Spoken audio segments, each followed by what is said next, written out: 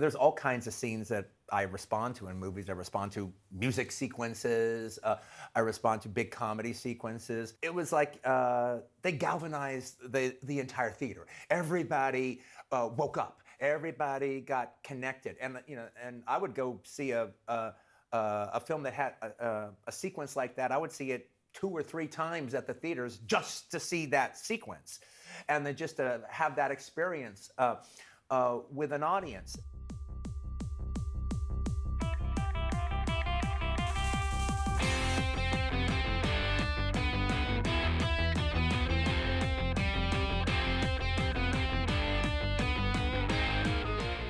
Welcome to Making Tarantino the podcast. I'm your host, Philip Duke. On this podcast, we go through a list of movies that Quentin Tarantino likes or recommends to see what they're all about, and if maybe they've influenced his work. There will be spoilers. Today, I'm joined once again by Eric Clapp from Cinema Force on YouTube and Instagram. Hello, Eric. Hello, Philip. It is an honor to be here again. Thank you for having me on your show. I cannot wait to talk about the complete Taboo quadrilogy today. That is This is a a great cool. honor. That is a cool box. I hope everybody's watching video going, wait a minute, am I supposed to watch all four taboos? Wait a minute. Is that four or five? There's five, it seemed on there. I think this is what you would call a special episode. Yeah, yeah. What's interesting about those, you sent me Taboo 2 and 3. And then I watched Taboo 1. Let's just talk about Taboo for a second. Or It was just a joke. We didn't. We don't have before, to do that. exactly. We're doing Enter the Void. But what's funny is before oh, stepmom, you're stuck in the fucking laundromat. You're stuck in the washer or the dryer. Before that, it was, and before, oh, stepsister, come on in. That's what that was. And it was so taboo that they're like, oh, look, everybody. And now everybody is, now porn is like, okay, there's this kind of porn. And then there's that. Like it's a whole section now. Well, I felt it was somewhat appropriate for our movie today. Yes, yeah, yeah, very true. Yeah, the you got the girl, you got what's her face? Yeah, oh, such a this movie. Did you want to tell listeners about yourself? Yeah, my name's Eric Clapp, and I run something called Cinema Force, which has kind of evolved into a cinema essay space on YouTube. And you can go to cinemaforce.net or just go to YouTube and type in Cinema Force and check out some of the essays that we've got on there right now. We've got some big things coming up, something that you know about. I can't Yeah, really yeah, share just yet. I'm not sure when it's going to come out because of a certain release date of another movie. But yeah. anyway, we coming out.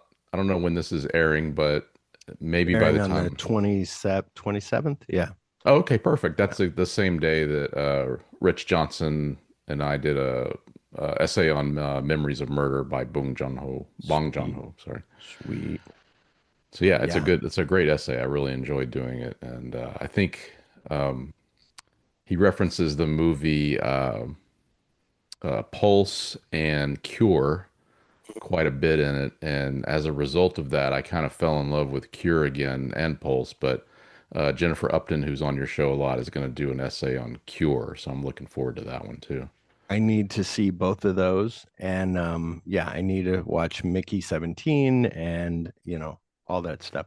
I did buy Old Boy 4K just on Apple, like nothing special. It's just the movie in 4K, which is good. But Yeah, part of me was like, $5. Should I? Yeah, $5. You have it. Well, you have it for now until they lose the license. yeah. We talk about Rich talks about Old Boy quite a bit too, because those movies both came out, believe it or not, the same year. Wow. So Yeah. it's like two perfect movies in the same year. Yeah. So good. Um, the rate review, your stuff is good. Here's the thing. It's not only like, brainy stuff of like Nightcrawler was like a great episode with Rich of your Cinema Force.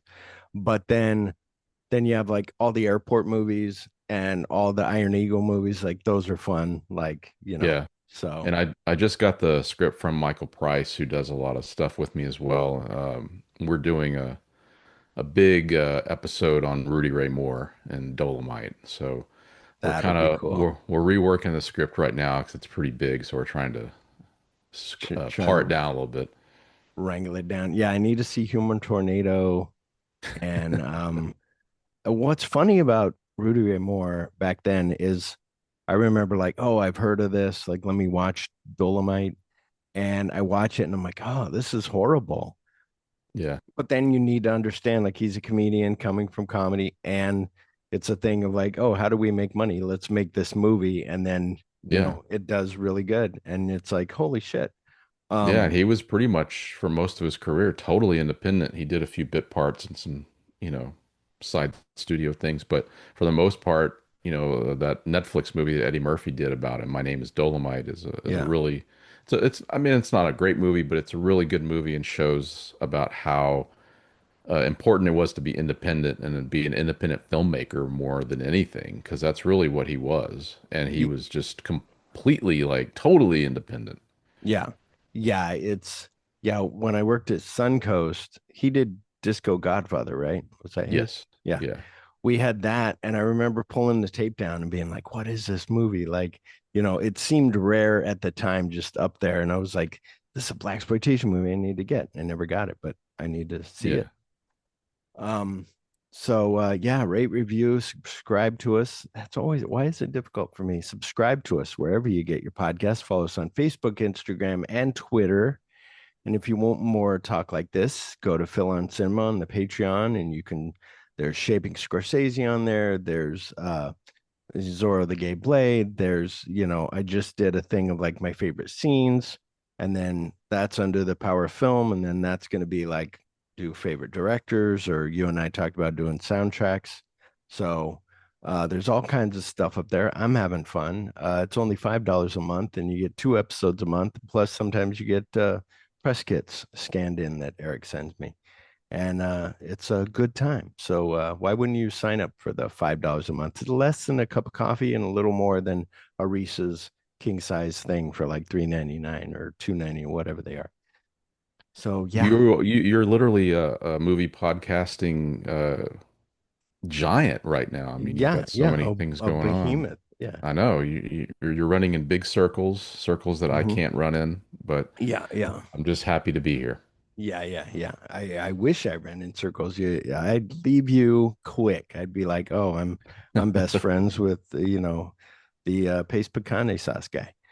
Um, so that just reminded me of I've talked about it before in here. I think you can do like Cameo, and that guy was on Cameo. Remember, I went to the lowest thing for like $60. You could have the guy, he was in Blazing Saddles, and he was a paste Oh, picante Burton sauce guy. Gilliam. He Was that lives. was that You him? Yeah, talking about yeah, yeah. The guy. uh, Tell them I said ow. Yeah, yeah. He lives yeah. here. He's a local. Oh wow. Yeah. So it was like I was like, oh, like you could pay 200 for Paul Rubens or Elvira, or you could pay $60 and have him. And I'm like, okay.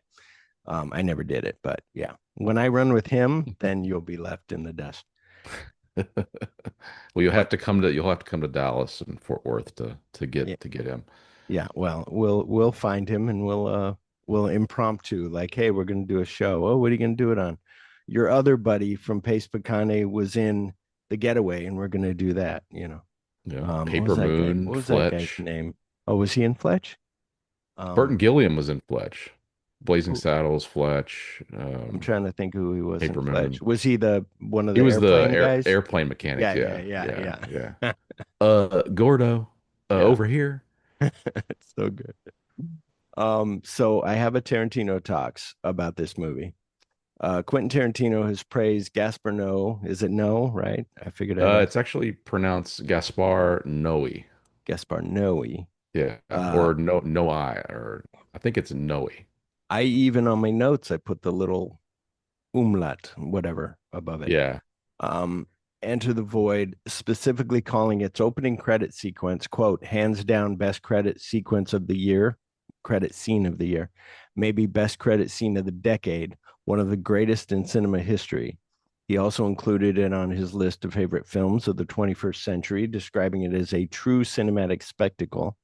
Tarantino highlighted the film's immersive and psychedelic experience, emphasizing that it felt like a cinematic spectacle he hadn't seen in some time. In addition to the credit sequence, Tarantino appreciated the film's overall effect. He described it as a psychedelic melodrama that grabs at beauty, pain, boredom, intensity, relaxation, violence, death, and rebirth, according to the review on Screen Anarchy. He noted that it's a film that demands to be seen on the biggest screen possible to fully appreciate its impact. And as I told you, I watched this on my laptop. So is that good? Is that good? Way to go, Phil. I know. How dare I? But I couldn't like if I I could was see this on a big screen, it would be yeah. amazing. Like, in the theater. Yeah, I did see it when it came out on the big screen, and in my notes I wrote down what I felt like when I walked out, which was just somewhat flabbergasted, Mm-hmm. exhausted, Mm-hmm. elated, everything all at once, just Yeah. insane. And so when I watched it, I think this is the third time I've seen it, and so this time I did watch it at home on a decent sized TV, but really good sound, and I knew the sound was a big component of this movie. And Yeah. so I wanted to really experience the sound a little bit more this time than maybe I did the first and second time. But yeah, I was super excited for this episode because when I saw it on the list, I was like, "Oh my God." And the fact that you hadn't seen it has made me more excited because Mm-hmm. I'm really like excited to experience it through your eyes for the first time. Yeah, it's a thing. I saw Irreversible and then I haven't seen any of his other stuff. I remember reading an article semi recently when Climax came out about how that was kind of pushing the limits and weird and different. And what's funny with that, not that I did, but sometimes I get the guy from uh Nymphomaniac, I get that guy confused with this guy a little bit. Oh, Lars von Trier. Lars von Trier. Yeah. Plus plus bleeds over into somebody else where you're like, who was the guy that did the remake of Suspiria? Oh, Luca. Luca Brasi? No. Luca Sleeps starts with with a Fish. G. Oh, Luca. I probably have the box set sitting here right. somewhere. Um, But but yeah, I understand. Yeah, I could see that. But I think you're on the right track with Lars von Trier. Those are both two of those guys, Gaspar and Lars, are two people who have taken filmmaking and pushed it to a different type of art form than what we normally see. And I think that's what all good artists need to strive for is yeah, pushing it beyond the boundaries. However, we know that films are expensive, so a mainstream audience is not going to accept yeah. Enter the Void or Dancer in the Dark or, The Nymphomaniac. the other But one is who's the guy that did the Emma Stone movie that won Oscars? Um oh, uh Yorgos, Yorgos Lanthimos. He's one thank you. too that you go, oh my God, he's weird. But what's cool about it, that sorry to step on what you were saying, but is that thing of pushing the limits where it's it's cinema and that's what you need to do is like put and not just sometimes you get in a thing of just doing a movie this one way when this is just like I said, even though it was animated, after watching this or even during watching it, I got the feel of Across the Spider-Verse. Like that's how I felt coming out of Across the Spider-Verse was like, oh, there's so much different artwork, so much different stuff. Like, and that's Yeah. what this was just like, it's amazing. Well, I mean, I think, guys like Christopher Nolan and Denis Villeneuve, Mm-hmm. they are also maybe pushing things, but they're spoon feeding that to you per film. So they still have to stay within, if they're doing it in the studio system, they still have to deliver a story. They still have to deliver a desirable result to an audience.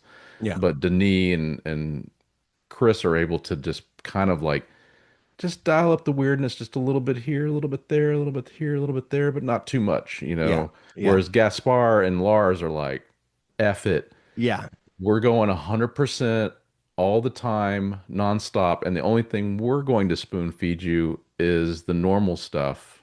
Yeah. Yeah. Yeah. You know. It's interesting too because of the what was I gonna say about that? Um, it's it's interesting because like we talked kind of off mic just a little bit about this Scorsese did when he did New York, New York, his thing was like, I'm gonna do it like an old musical.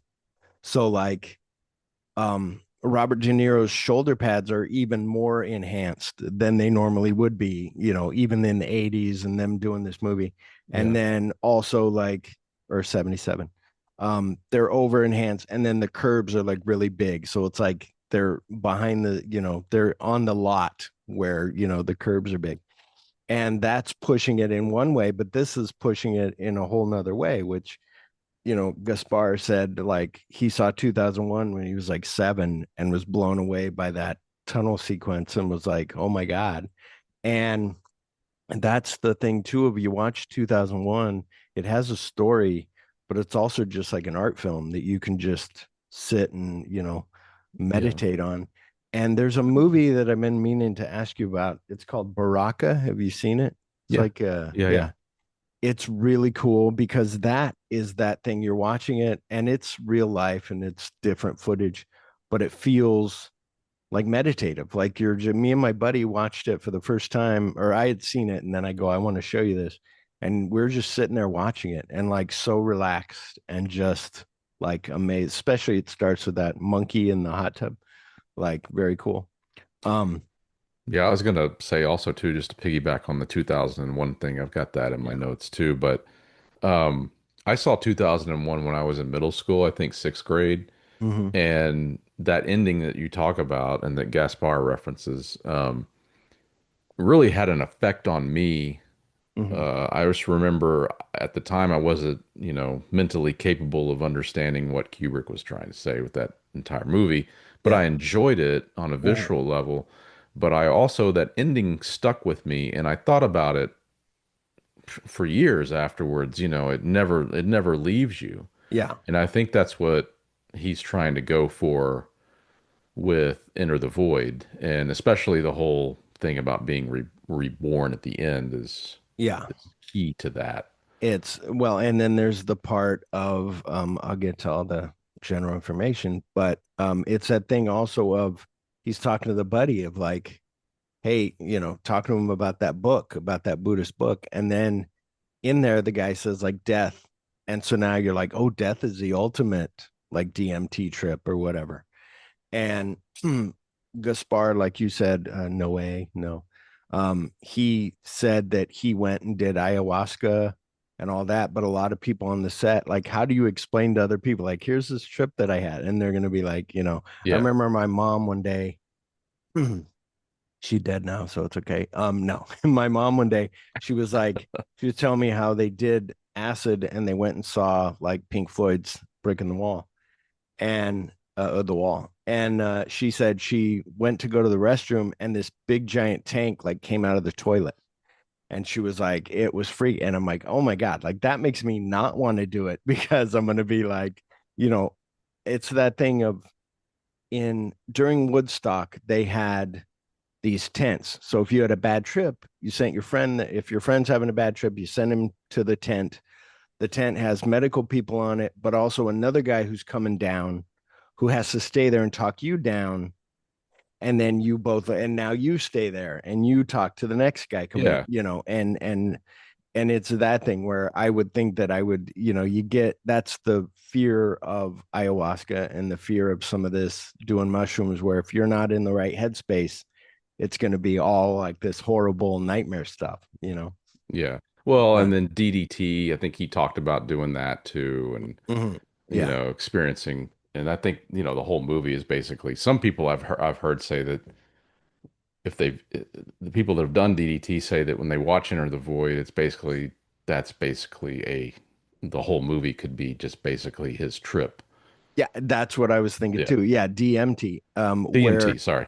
where you almost think like, did all that happen? Like, is he having a bad trip that he's been shot, and all that? But also, it's kind of his fault to be like, I have a gun, and they're like, okay, fuck that. Yeah. Anyway, Enter the Void, 2009. The plot: this psychedelic tour of life after death is seen entirely from the point of view of Oscar, a young American drug dealer and addict living in Tokyo with his prostitute sister, Linda. When Oscar is killed by police during a bust gone bad, his spirit journeys from the past, where he sees his parents before their deaths, to the present, where he witnesses his own autopsy, and then to the future, where he looks out for his sister from beyond the grave. Starring Paz de la Huerta as Linda. I didn't look up what else she was in. She sounds like famous. She She's been she's in. an artist. I don't know that she's done a lot of acting stuff. I don't really know. I don't really know her work. I just know that she is an artist of some either a painter or something like that. Well, and then this next guy, Nathaniel Brown as Oscar, he was like, I wanted like a regular guy. So he got somebody who wasn't an actor who could just kind of improv and just go with it. And with an actor, he said, then they'd be like, well, show my face. What do you mean you're not going to show my face? And they also said why he does it from like behind is that's how he dreams. When he sees himself Yeah. in a dream, it's from behind. And so it's like, oh wow, that's interesting. I had to think like, how do I see myself in dreams? I might see myself POV, but I'm not sure. Well, also too, Um, like if you not to get off your path there, but yeah, at the beginning when he is technically alive, yeah, you see him blink, the screen yeah, blinks. yeah. Oh, that was And so cool. Yeah, after he's deceased and just a spirit, there's no more blinking. yeah, yeah. It's that was cool. It's the thing of it also reminded me a little, but just because of the POV stuff, the Henry, hardcore Henry, where Yeah. they were like, we're gonna do a movie all first person, but there are times in there if you know that the guy is looking off the camera or whatever. But it's interesting something talk about Christopher Nolan. I kind of tried to do this, but I'm never aware enough in my dream. But did you hear during Inception, Christopher Nolan was like, when I have a dream, I try to make myself like if I'm in a library, I make myself grab a book and open the book to see what it's going to say. Is it a book that I've read or not? And is Hmm. there going to be words in it? And he said he can manipulate that. And it's like, oh my God, like that's crazy, but Yeah. okay. Cyril Roy as Alex and Ollie Alexander as Victor. There's the other guy too. I like the guy that plays her boyfriend. And at first you're like, oh, this guy's a piece of shit. Like he's gonna turn out bad, but he's kind of not. He's just trying to run a club and although maybe he's trying to be with the other girl and do all that, but then she's like, I love you. And he's like, no, I like Linda. And she's like, well, then fuck off. Written by Gaspar Noé and Lucille. I don't know, Lucille Um, had Hadzilalovic.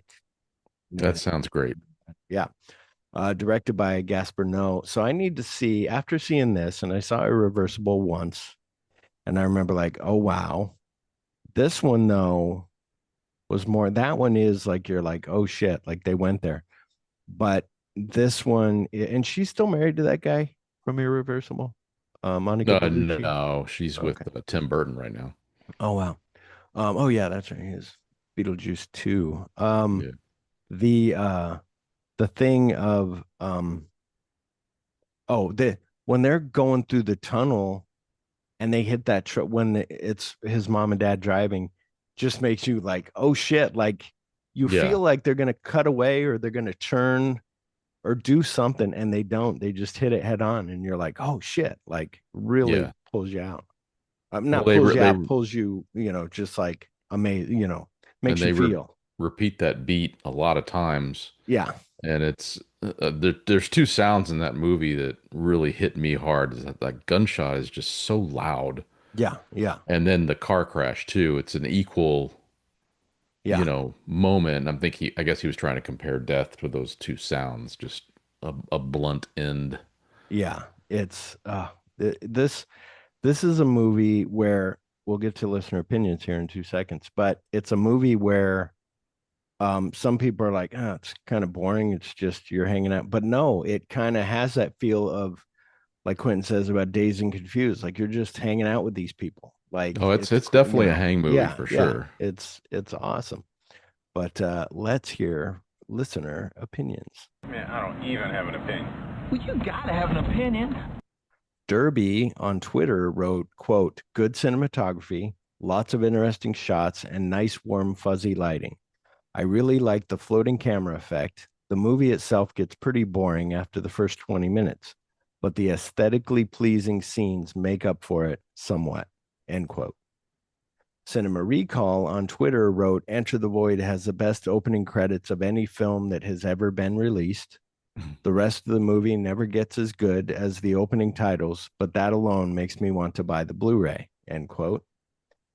Nick on Twitter wrote, dang, I haven't seen that poster in a long time. I watched this one just the one time, probably over 10 years ago when I was most fascinated with DMT, and it doesn't disappoint as a cinematic out-of-body experience.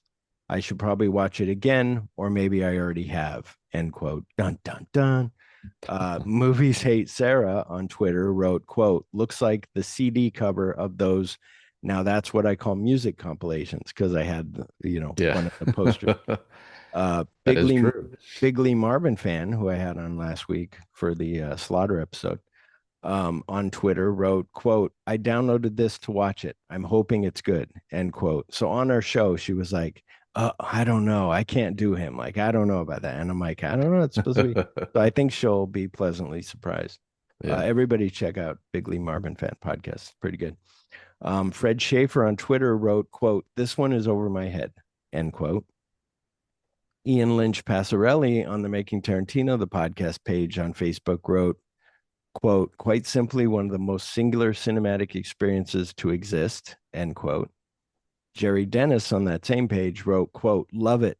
It's an incredible film, end quote. Then he added on my personal Facebook page, another thing I love about this film is the artwork on all the different posters for it, all beautiful, and it's my go-to t-shirt, end quote. Zachary P. Stallman on the Video Archives podcast fans page on Facebook wrote, quote, my favorite film in the last 16 years. It has the best use of CGI scenes. The long one takes scenes almost rival both Scorsese and Tarantino.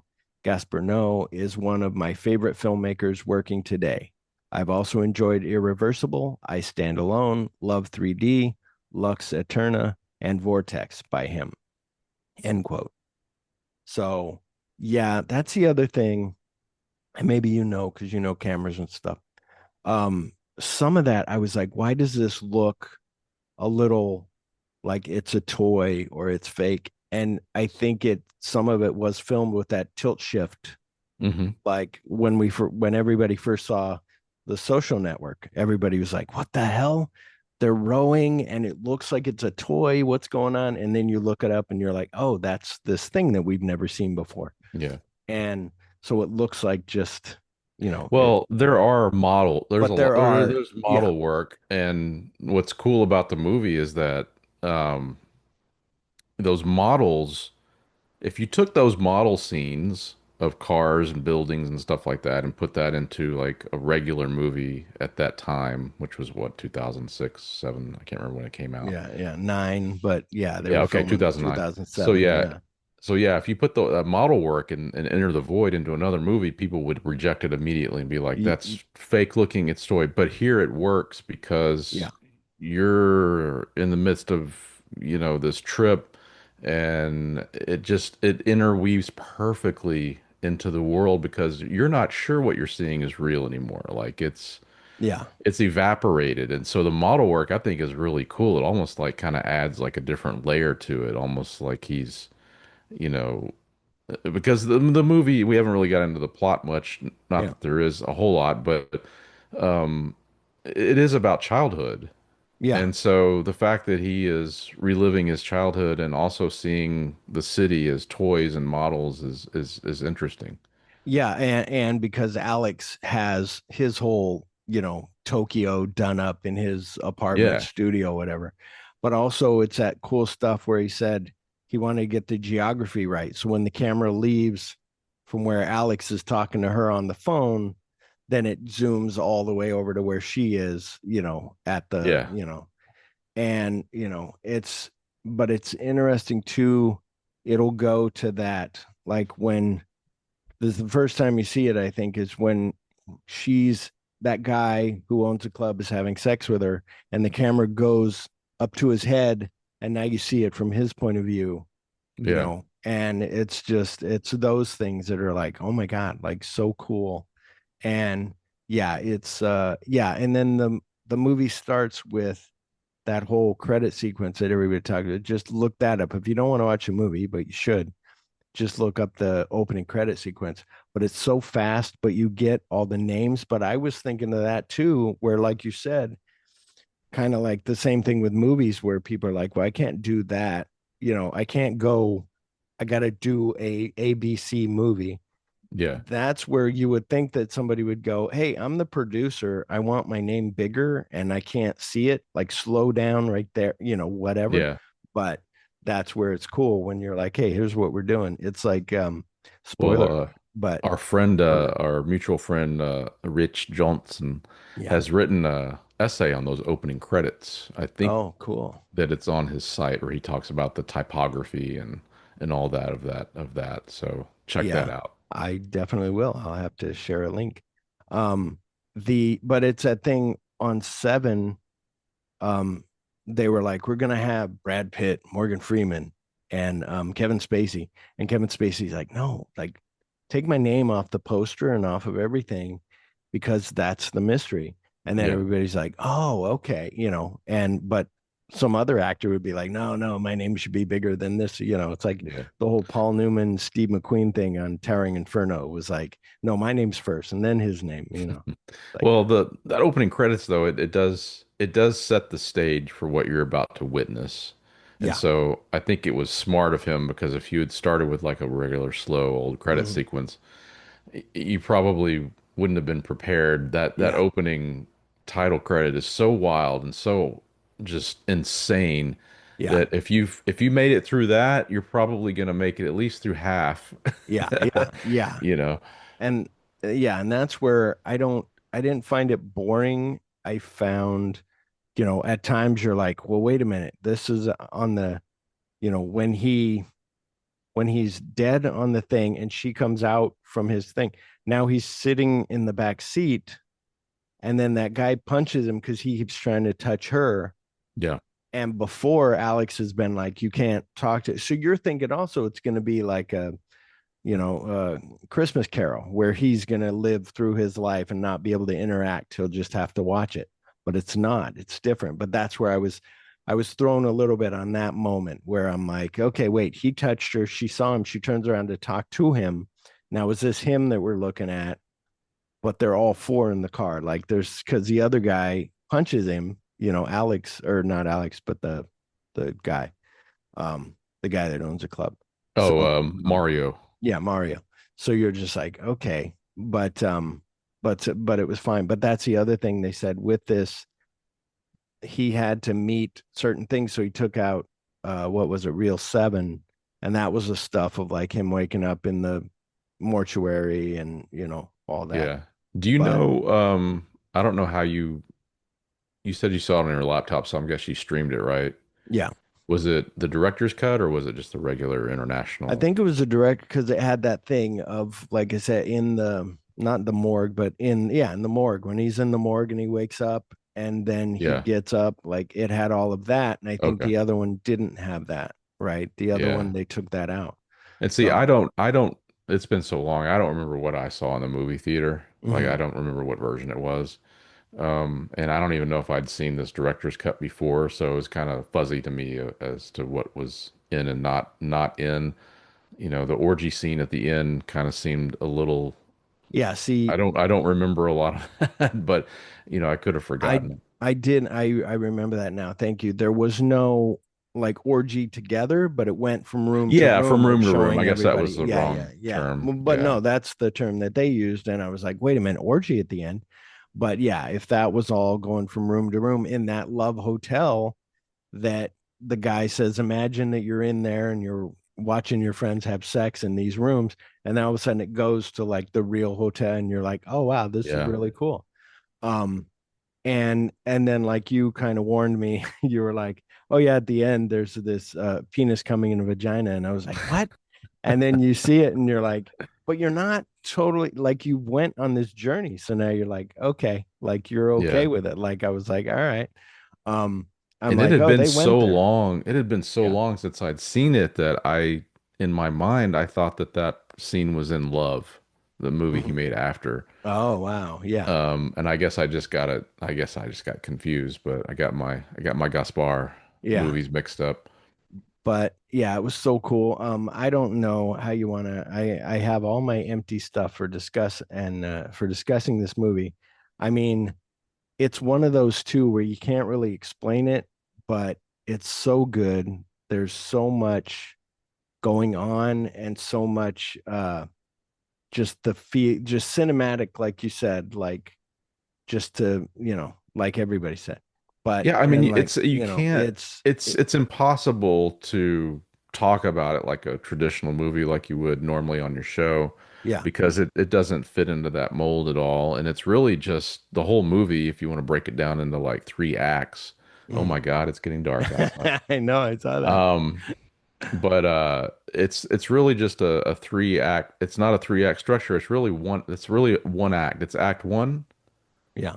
and then the lead character dies, and then the rest of the time you're just sort of witnessing either memories or things that Yeah. he's experiencing, Or her and grief or yeah, yeah, all of yeah, that. or him Yeah. jumping from thing to thing to thing. Yeah. And so it's really, like we said And too, it could also, he Gaspar said that he's not, at least at the time, he was not spiritual in the religious sense, but he had done these trips before yeah. with the drugs, and so he's basically saying that yeah, this is not reincarnation so much as it is just a trip, you Yeah. know. And a lot of people speculate that as soon as he takes the drugs at the beginning of the movie, when his sister leaves the apartment, that the rest of the movie is just a trip. It's not even what you might think it is, which is an interesting conspiracy, I guess you could Yeah. say. Yeah. Cause it's like I said, like Alex, he tells Alex, like, oh, like this thing. And Alex is like, okay. And you're like, it's like on your deathbed, like that's the total DMT, like the most best thing would be to do to your and better than DMT is you dying, like is kind of what he's saying. Yeah. And but it is that thing also where it goes back, so it rewinds after he gets shot, then it rewinds to the thing about Victor and how Victor's pissed at him for sleeping with his mom and Victor set him up, and then all of a sudden like and they don't really show any of that, which is cool. Like they just show him kind of flirting with the mom and she's like, we can't right now, like what are you doing? And but then it goes to when he shows up. So you've seen him when he shows up with Victor, and Victor's like, sorry. And then the cops go to chase him.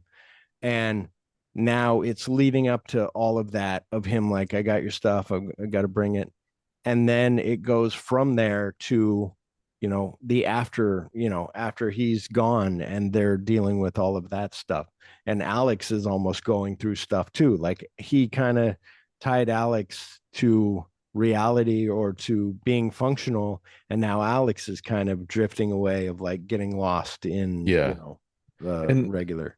I thought about it when I was watching it this time too, is this movie plays a lot like an art installation that you might Mm-hmm. see at a museum or something, like a modern art Yeah. museum. And that it does have that first act, but then after that you're kind of on your own. But it's not like he said that the dialogue, the actors improvised a lot of it. Yeah. Um, but you can't, like, as a camera person myself, you can't do what is here without a lot of prep Yeah. and timing. And so the camera people and the actors definitely have to be in some sort of simpatico to make this work, because this is not just French New Wave where we're just rolling Yeah. around on the streets with a handheld camera on a cart or something and two people are just talking. And no, you got to Yeah. go from this model world over to downtown, a crane, Yeah. and there And are you got to cuts and know, stuff like yeah, that. you But got to know when to leave that person to let yeah, this person talk where you're not jumping back for them going, oh, yeah, right. Okay. yeah. And so it's something that you just kind of experience. It's not, if they improvise the whole thing, he'd still be making it. It's Yeah. not. Yeah. Yeah. It's kind of like Scorsese says about his improv isn't full on improv. It's just a little bit of, you know, Pesci will be like, I'm going to do this. And De Niro will be, I'm going to do that. Okay. And then they kind of meet in the middle, but they're not like totally going off like Melissa McCarthy or something. Like it's structured. Yeah. And that's where I think some people don't know when they go, we're going to make a movie of like improv.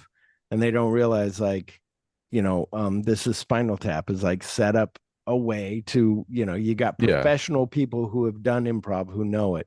It's like, so I And remember, yeah, I don't think you can like underestimate the fact that he is a shock filmmaker. There's no doubt about that in my mind.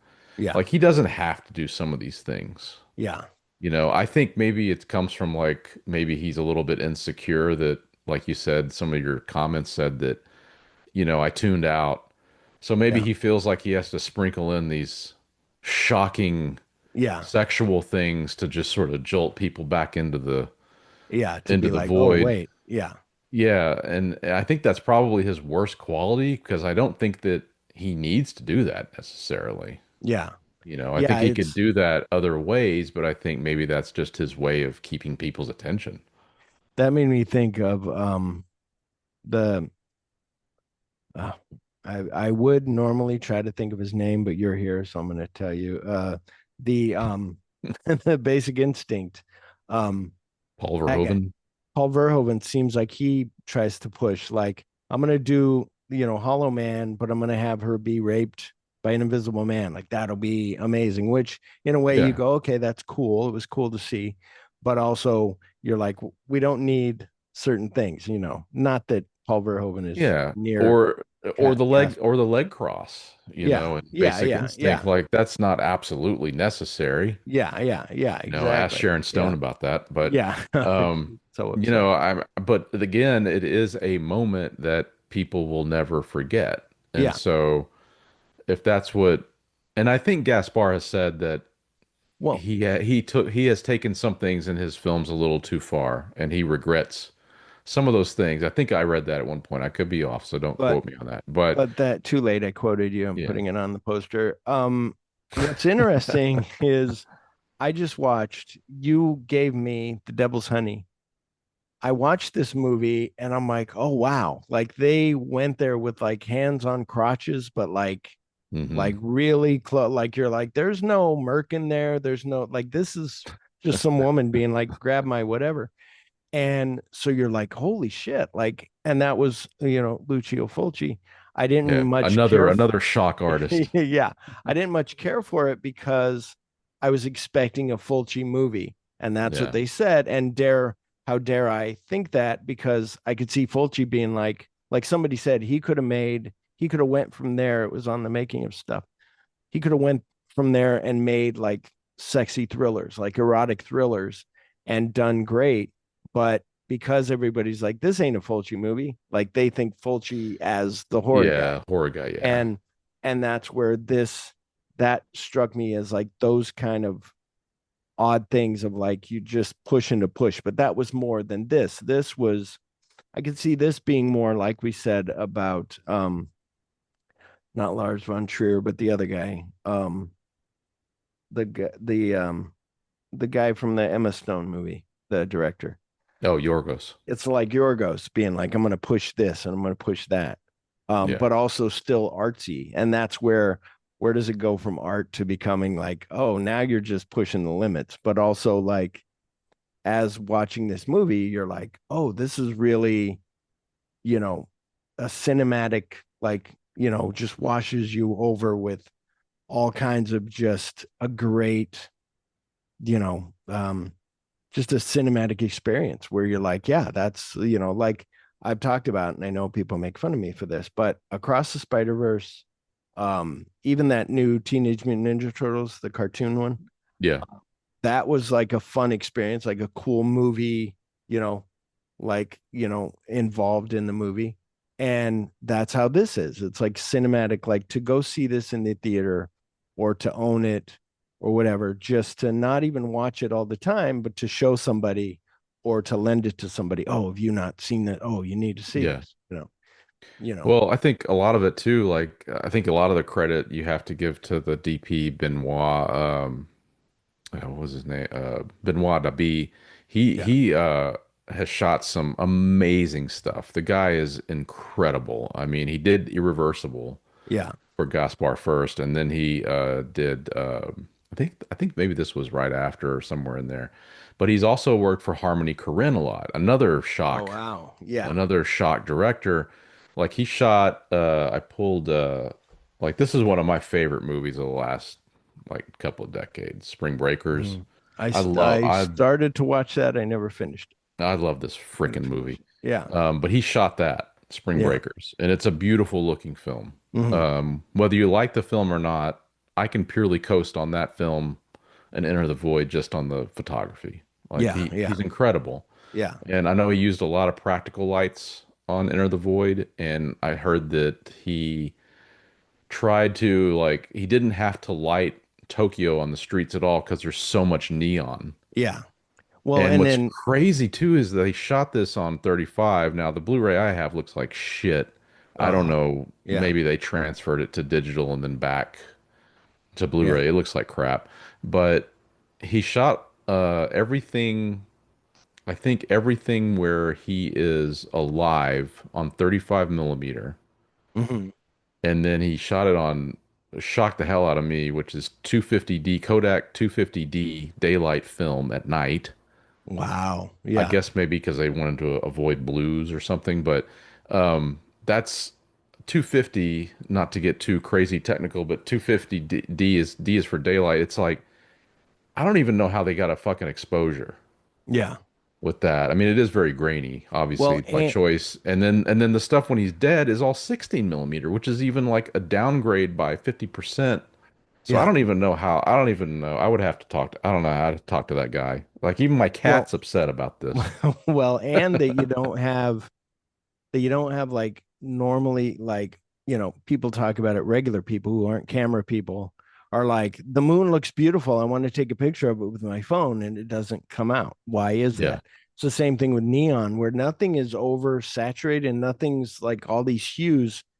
And then also where that cinematographer was like, he had things on control. So like there was a really cool scene in the alleyway with these three white lights, and all of a sudden they start pulsating, and it's Yeah. like, oh wow. And that's that thing of like that they can go in and do that and not blow it out. It's not blown out, it's done really Well, well. some of those things you're talking about, the strobes, those Hmm. were stuff, those were disco Yeah. lights or whatever that he put there on timers so he could control pulses and color beats and stuff like that. Yeah. And he would put those in different areas, like in the club and the apartments and Yeah. the where the guy had the Love Hotel Yeah. model and all that stuff, which is really interesting. And I think if you ever see Spring Breakers, you'll see a lot of that there. But Spring Breakers, a lot of it does take place during the day because they're on spring break.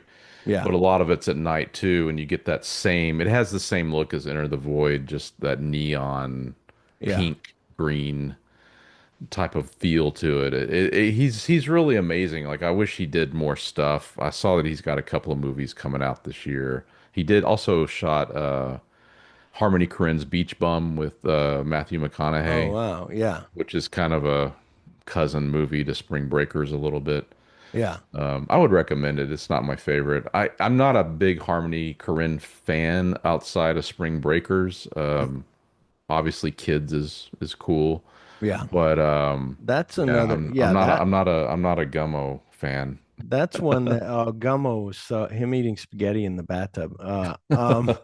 The and it had a little bit of that thing of like Once Upon a Time in America, where they're paying to have sex with the girl and like all that.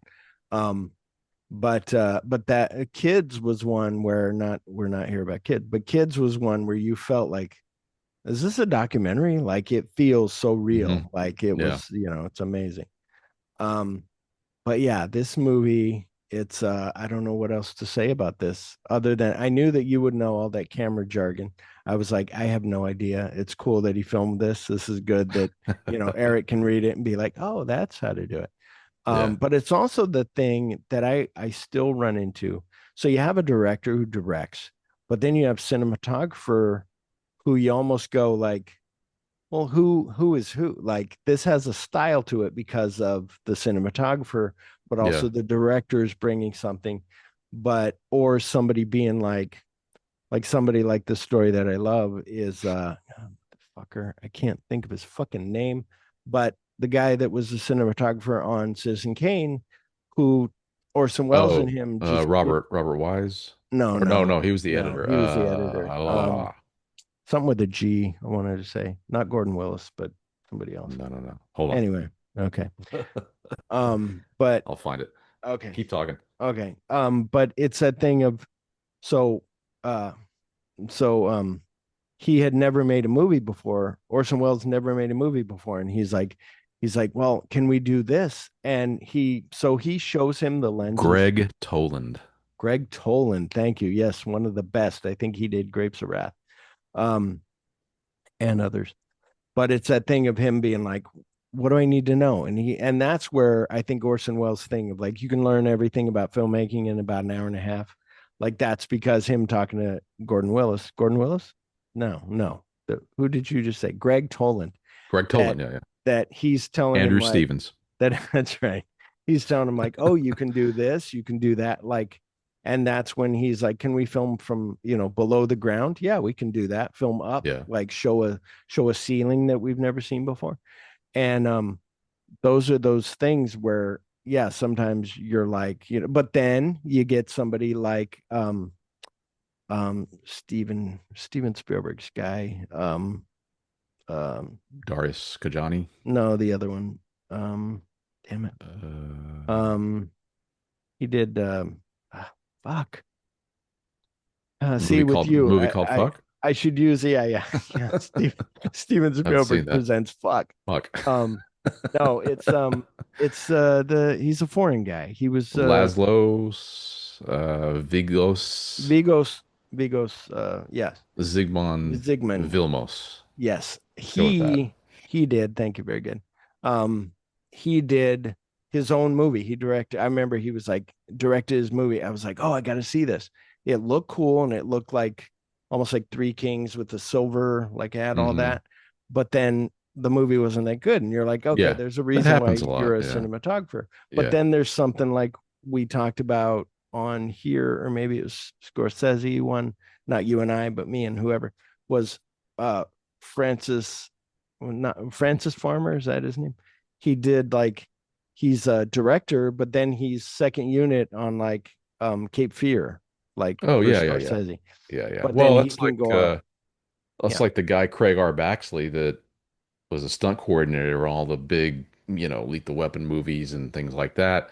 yeah, But then, he's off doing I Come in Peace with Dolph Lundgren. He directed that, and yeah, Stone Cold with what's his face, the yeah, yeah, Norman Bosworth yeah, guy. He was actually a really good director, but yeah, you could and guys like that could multitask. I think the guy that did Final Destination yeah. 2 was a And like Hal action Neat, director. yeah, and you Hal got Needham, yeah. Hal Needham, and you got the guys that did the John Wick. Like they're like, okay, we Yeah. know how to, Yeah. But yeah, are you ready? I think like one of the things I was going to say too about this movie is I was thinking about your buddy Fritz Lang, Yes. and I think he would love this movie because it reminded me a lot of his early work like Metropolis and M and Yeah. Mabuse, because Enter the Void, after that first act, the first 20 minutes or so, it's Mhm. basically a silent film. Yeah. Yeah. There's Yeah. there's dialogue in it. Doesn't need to be. You can Yeah. figure it out. Yeah. Yeah. Yeah. Once you know the setup, everything else is just visual because you're experiencing it through his POV.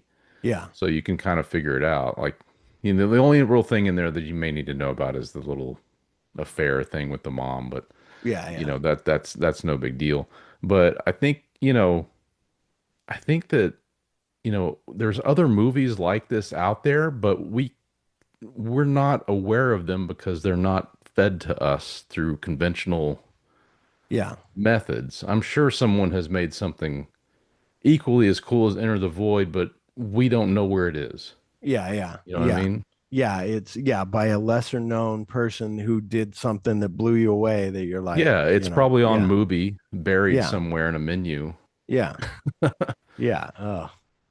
But And I yeah, think that's what Gaspar has to do, those shocking things, because that's the only way to get stuff like this noticed. yeah, For if I'm gonna do something that audacious visually and creatively, I'm gonna have to end it with a penis inside a vagina yeah, POV for people to come out of the theater and then call their friends. Dude, yeah, there was yeah. a I just penis in a vagina on a movie screen. yeah, yeah. Yeah, it's those things that stick with you. Like I've said about cinema in general, you could think about all kinds of cinema, but this is one that'll stick with you that you're like, oh yeah, I remember the opening credits. I remember, certain scenes in there, just all the transit had like beautiful transitions. People talk about the biggest editing. They're like, oh, the best editing ever with Lawrence of Arabia blowing out the match. Like, yeah, that's good, but this had shit where it would go from night to day and it was just done like really good. Like that, or just the transition of like going to some glowing orb on the table that then it would zoom into and then come out somewhere else. And, all that stuff. It was just really good Yeah. editing, really good everything. But you want to hear Rotten Tomatoes critical consensus? Yeah, go for it. I'm gonna turn up my brightness again, maybe. No problem. It I keep reads, losing light. I know, right? Quote, grimy and psychedelic, Enter the Void ushers audiences through an out of body experience with the eye for extremity and technical wizardry that Gaspar Noé fans have come to expect, end quote. So, and then this one that I put here, this Ooh, was that's on okay. Wikipedia, but Peter Bradshaw included the film on the Guardian's top 50 films of the decade so far and gave it 5 stars out of 5. He compared it to Irreversible, which he had disliked. So this sums it all up really good. Quote, Enter the Void is, in its way, just as provocative, just as extreme, just as mad, just as much of an outrageous ordeal. But despite its querulous melodrama and crazed Freudian pedantries, it has a human purpose that previous film lacked, and its sheer deranged brilliance is magnificent. Love him or loathe him, and I've done both in my time. Gaspar Noé is one of the very few directors who is actually trying to do something new with the medium, battling at the boundaries of the possible. End quote. So yeah, that's like Yeah. that's a thing. I haven't seen any of his others, but now I want to. And you are hoping that I hope he doesn't become like too mainstream. And that's why that one, what was that movie with Emily Stone? That one was like, it's still weird, but it was a little more mainstream that, I went and saw it in the theater, but he Was it still, Kinds of Kindness or the one no, it was before the one that? before that. Oh, that was the Frankenstein thing. Yeah, Uh, yeah. But it was that thing of like can't think of pretty it. cool. It started with a P, didn't it? No. Anyway. Um, I think you but would like Kinds of Kindness. yeah, I think so too. I wanted to I see it liked and I it. I haven't, liked it. but I liked it better. that's yeah, I need to check out those. But anyway, I don't need to rush through this, but we're at the questions. In this movie, did you see anything that you think Tarantino might have liked or used in a film? Oh yeah, for sure. I mean, I think all the stuff with you know, maybe not so much the improvised dialogue because that's definitely not Quentin, Yeah. but I think the energy of it in general is what Yeah, he yeah. probably liked. I mean, Quentin's seen so many films that I'm sure this was like a bolt of Yeah, creative Gatorade going through his veins. yeah, that's the thing. It's so different that yeah, I could see I could see it more of that of like all of a sudden you're blown away. Like I was blown away by this movie, which we'll get to now. Our rating system here. Oh, see, we're both being Yeah, yeah, invaded by yeah, animals. yeah. Got the dogs riled up. Um, our rating system here is 1 to 5, 5 being the best. I rate this movie 5 out of 5. Ooh, So I almost gave it a 4, and then I was like, no, it's better than a 4, and I was going to do 4.5. And I was on Letterbox, and I go, no, this is a 5 because of the cinematic of it, like the experience of it, like letting it wash over you and just being like, this is so different, like really cool. Yeah, What do you rate it? I gave it 4, and I think only because there are a few things about it I don't care for, but Mhm. for the most part, like we talked about, it's the whole part, it's the whole thing of it, the whole creativity of it is what I love about it. You know, Yeah, the story could be better, sure. Um, the setup could be better, the acting could be better, but you know, toss all that out because it doesn't really matter. Like we said, this is like a museum piece that, you know, is going for it, yeah, quite honestly. And I appreciate that. And I appreciate any filmmaker, you know, that tries to change the medium, yeah, you know, and pushes it forward because all art forms that die fail to do that.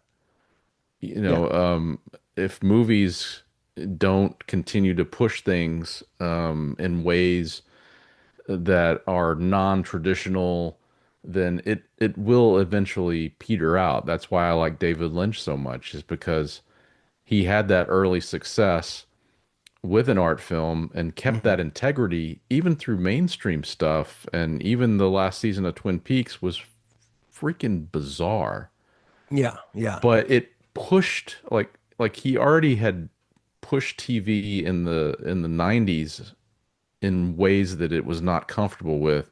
And then he came back 25 years later and did it again, yeah, yeah. you know, and pulled it off, you know. And so it's people like that that, you know, I admire. So I'm all in on Gaspar. I hope he's okay. I know he said he wanted to make a children's film at some point, so you know, I'll be there Well, for that. well, and that could be that thing of like you and I just said, like I said about Lucio Fulci, like going like now don't put me in this box. Like I want to go make other things. And then people are like, oh no, go back to, make Zombie 3, and he's Yeah. like, Yeah. and it's not as good. Would you buy this movie, rent it, or find it for free? You said the Blu-ray sucked. I would buy it, but don't get I don't know what Blu-ray I got. I just picked it up on Amazon. Mm-hmm. I Because think I almost bought that one. Yeah. there is an Arrow release now. Uh-huh. I think you can get the standard version of the Arrow, and then also Vinegar Syndrome just put out a new disc. Cool. Maybe that's the one that I Yeah. saw, and I think this one, the one that I watched, might have been a Viticus. I don't know. But yeah, I hope it looks better than the one I watched. I'll I say would, that. I would buy this. The one that I watched was really good, but it was on OK.ru. Some people are like Russian website. I don't. I watched Straw Dogs on there. I watched this on there. I watched that Douglas Sirk movie that we did on here. I watched that on there. That's because you're a Russian asset. That's right. That's right. Don't tell anybody. You ready for Phil's film favorite of the week? Go for it. This one, it blew me away. I don't know. Predator, Killer of Killers. It's animated from 2025. The tagline, The Hunt Begins. The plot, the original animated anthology follows three of the fiercest warriors in human history. A Viking raider guiding her young son on a bloody quest for revenge, a ninja in feudal Japan who turns against his samurai brother in a brutal battle for success, and a World War II pilot who takes to the sky to investigate an otherworldly threat to the Allied cause. So I give this one 5 stars. And it starts out in like 600s with the Vikings. Then it jumps to like feudal Japan in like the 1600s. And then it goes to 1943 with this World War II guy. Hmm. And then as they fight and they do really good, then they're all captured and they're put on the ship. And now they're brought to like the ultimate fighting championship. Hey, I should quote that. And now they're brought to like fight on this planet. And the winner out of all three will fight the big giant predator. And it's really good. But to warn everybody, like this is gonna kind of end on a cliffhanger in a way. So then you're like, ah, shit, like now I gotta wait. But Yeah. it's really cool. I really liked it. It was better. I told my friend about it, and then he was like, "Yeah, I watched the trailer for that new movie, and it doesn't look very good." And I'm like, "Yeah, the new Predator just looks weird, like the live action Predator." It's But the this same one, guy that did the cartoon and the new one that's coming out, oh, and did he? Prey. Okay. Yeah, Yeah, I yeah. hear, yeah, he kind of tied in the Prey girl, like she's on a ship, like frozen in a thing. So I'm like, Oh, oh, cool. okay. And I read that, yeah, they're gonna bring her back. Spoiler alert. Thank you very Yeah, much. well, sorry. I wasn't going to, but hey, I did. Have you watched anything recently that you would like to share? I watched Taboo 1 through 4. Here we Oh, go. No, I'm nice. just kidding. Yeah, yeah. No, I recently just watched this last night. T-Men. Oh, yeah. Who directs it? Did that have That what's his is name in it from Dennis Reservoir Dogs? Dennis O'Keefe, Oh, and cool. it's directed by Anthony Mann, and it's Cool. kind of part of a project I'm working on now. And I had not seen T-Men, but Cool. it's about it kind of has a lot. It's about counterfeit in LA, and it's about a couple of cops that have to go into a counterfeit ring in Los Angeles and Cool. go into some very dark places. And the photography by John Alton is it's like Enter the Void. It's like it takes your Wow. breath away. And Yeah. considering it's 1948, I think, And 1947. Um, so yeah, it's post World War II you movie, and could, it's a beautiful film noir. It's one of the best photographed ones. I think this one he did this one in Raw Deal, I think, kind of mhm. back to back. Oh, And they, cool. they both have some similarities photographically because I think Alton DP'd both. But Yeah. yeah, I really, really highly recommended. I've never, And this is a company. that could be a double bill with To Live and Die in LA. Oh, absolutely. Yeah, there's a Yeah, lot of yeah. similarities Oh, wow. Yeah. with To Live and Die in LA. I'm sure that Friedkin saw this, and yeah, it definitely has a lot of stuff. But yeah, this is on Classic Flicks. Hmm. I guess you go to I classicflix.com. that It might says that it's under license by Shout Factory on the back, but there's no Shout Factory Yeah, that thing might here. be like when I ordered Kansas City Confidential, it came in like a regular Blu-ray, but it was like, just bare bones. No, And it was this actually has has some cool an stuff on Anthony it. Mann documentary. Oh, cool. Um, it has an interview with his daughter. It has Cool. it's got commentary which I haven't watched yet, but it's got commentary, and then it's got a featurette with someone who I've talked to before, C. Courtney Joyner. So that's kind of cool. Cool. Yeah, I need to get more of those. I love film noirs. And Lawrence Tierney wasn't in that in T-Men. I was Uh, thinking for some reason. I don't know why. Let me see. But maybe I'm just thinking of that Dillinger that he did, and then he did that other movie where he's a creep. I don't see him listed, but I Um, haven't had a chance to dig into this, but if you look inside, right. I'll show. It's got like this nice booklet, Oh, cool. and it's got tons and tons Oh, of like wow. lobby cards and Oh, all that's sorts of cool. all Yeah, sorts of fun stuff. that's really neat. And then it's got like this big long slipcase thing on the Oh, bottom. wow. Yeah, E-Men. that's my one of those. Yeah, a movie that you just sent me has that. I think it was not The Howling. One of those had you open it up on the inside. It was like this long thing, and it wasn't like a reverse thing. It was just a long picture. Yeah. But um, yeah, the yeah. Speaking of Friedkin, my Sorcerer's coming on the 24th. Can't wait. Oh, cool. Yeah, Yeah, I think they're gonna have a Criterion's supposed to have a sale in July, so I'm yeah. gonna try That's to where I'm either gonna get um Eastern Brazil. Condors, or I don't know about Brazil because I have that DVD that I never watch. Um, Yeah. but I did buy the making a book. But on this new Blu-ray has like the making a book on there, like more like a documentary. Oh, cool. Um, but then also, yeah, I was like, but then I saw The Big Trail recently, and that was really good by Yeah. Raoul Walsh. So I'm like, maybe I'll just buy that. So, but Man, they yeah, had a screening of that here in Fort Worth at the Modern Art Museum, and Patrick Wayne came to talk and do a Q&A after the screening, and yeah. I waited too long and it sold out, and I Uh, couldn't get there, so yeah, kicking myself for that. it is so good. But come back on July 4th when I will be joined once again by Craig McNeil from Craig and Friends podcast for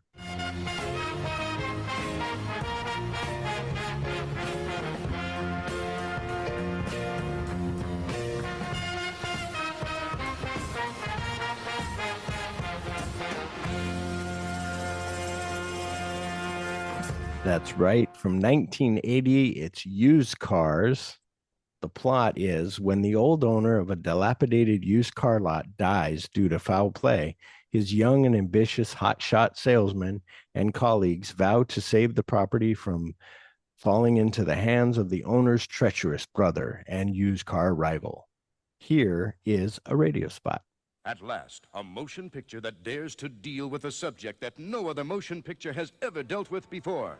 Used cars. See fast-talking car salesmen unload pieces of junk on your friends and relatives. Here you can look, browse, peek, touch, feel, taste, smell, do anything you want. Nobody's going to pressure anybody around here. See immoral car salesmen illegally interrupt a football broadcast to televise the penthouse pet of the year wearing only a G-string.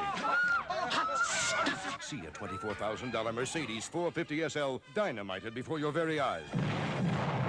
See car salesmen electronically jam President Carter's speech to the nation. So y'all come on down! And see a caravan of 250 cars flagrantly disobey every traffic law in the United States. Everybody, 75 miles an hour!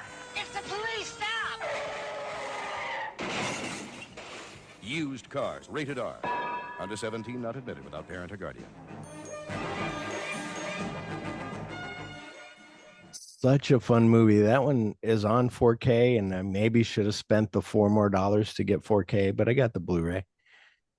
And it had Oh, that's a classic. has all the same stuff on it. But I remember watching that or listening to that audio commentary back in the day, and I was like, oh wow, this is really cool. And what's interesting, the guy that plays the guy that can't drive the red car, he finds out it's red. Like, that's Yeah. his thing. I thought that was when I watched Phantom of the Paradise for the first time. Like, I was like, is that the same guy? But no, they're different. You know, the curly haired singer guy. Yeah. I was like, is that him? But no. Yeah, The they do guy- look very similar. the They guy have that from Used Marty Car- Feldman look. Yeah, the guy from Used Cars is the guy from Jekyll and Hyde Together Again. He's Yeah. that guy. But anyway, it's streaming for free on OK.ru. I must be a Russian asset because I shared that. I'm going to share that link with people. Or you can rent or buy on Amazon, YouTube, Apple, or Fandango at home. Or you could buy a physical copy, which I did. Mine's arriving today. And I'm so excited to watch it Yeah, again. you and Craig together again. Good, Yep, you know, yep. good luck. I mean, I know he's a huge MAGA fan, so good luck with all that. I mean, I don't know how you're going to handle him, but How dare he's you? a little obsessive about all that stuff with the red Yeah. hats and Yeah. golly, See, that and guy. then he's got the thing like I can't wear red, but he needs to, but he can't. Yeah.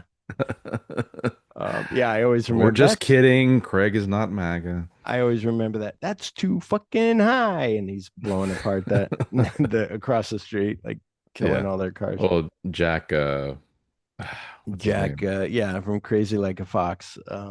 Yeah, I can't think of his last name Damn right it. now. But yeah, playing both parts. Yeah, he's great. Yeah. So where can people find you, even though you said it, but or do you have anything else to wrap up with? Well, right now I'm in my house, so Sweet. and my address is Yeah, 9. there you go.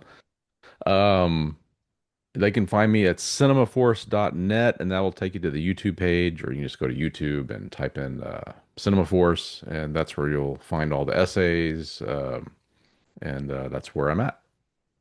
Cool. Well, thank you for that. I remember now why I put the the music that we talked about earlier, because then the audio works. Anyway, thank you for joining us. Thank you, Eric. Thanks for having me back. Always a good time, and not like we don't talk all the time. Thank you for joining us. We hope you had fun and maybe learned something about a movie that may have had a part in making Tarantino. Goodbye. Adios.